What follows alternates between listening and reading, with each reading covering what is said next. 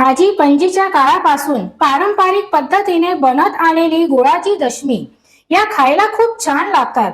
तुम्ही या मुलांच्या टिफिनला किंवा प्रवासात सुद्धा घेऊन जाऊ शकतात। याच्या बरोबर आपण चमचमीत चटणी सुद्धा बघणार आहोत।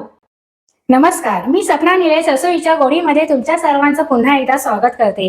फक्त 2 ते 3 वस्तू वापरून आपण आजची रेसिपी बघणार आहोत, तर व्हिडिओ शेवटपर्यंत नक्की बघा आणि चॅनलला सबस्क्राइब केलं नसेल तर पटकन सबस्क्राइब करा। तर चला तर मग आपण रेसिपीला सुरुवात करूया। इथे 1 वाटी किसलेला गूळ घ्यायचा आहे आणि 1 वाटी दूध।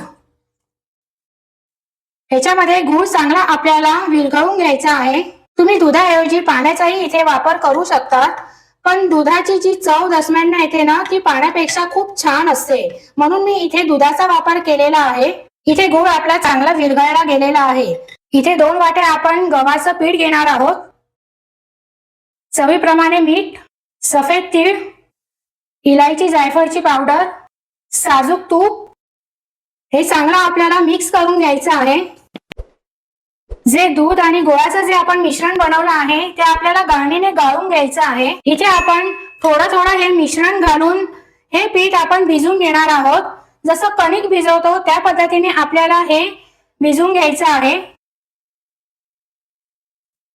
ह्याच्यात मी सुरुवातीला 2 वाट्या गव्हाचं पीठ टाकलेलं होतं। आपल्याला गरजेप्रमाणे ह्याच्यामध्ये गव्हाचं पीठ घ्यायचं आहे, तर आपल्याला टोटल 2.5 वाटी घ्यायची आहे।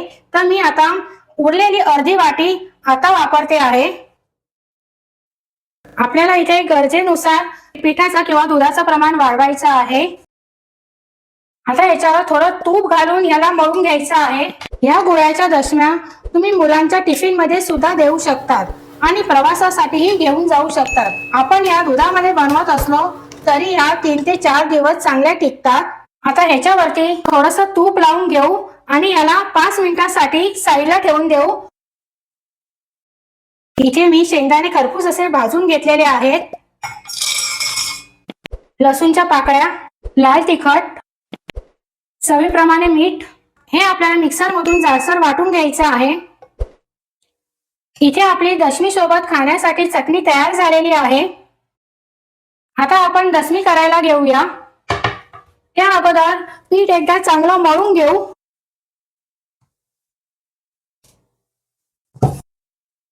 इथे एक मी छोटा गोळा घेतलेला आहे। जसे आपण चपात्या लाटतो ना तसाच आपल्याला दशम्याही लाटून घ्यायच्या आहेत। मध्ये थोडंसं तेल लावू आणि सुक्क पीठ घालू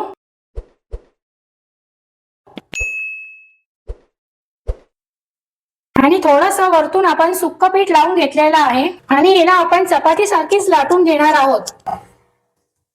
आपण अशाच पद्धतीने 4 ते 5 दशम्या पहिले सुरुवातीला लाटून घेऊया आणि मग एकत्र भाजू।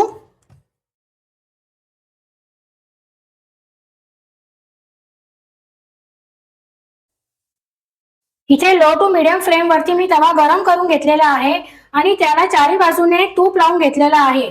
आता आपण एक एक दशमी याच्यावरती भाजून घेऊया। ह्याच्यावरती मी तूप लावते आहे, तुम्ही तुपाऐवजी तेलाचाही वापर याच्यावर करू शकता।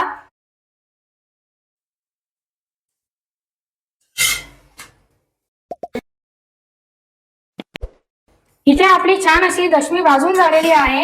हिला आता आपण काढून घेऊ।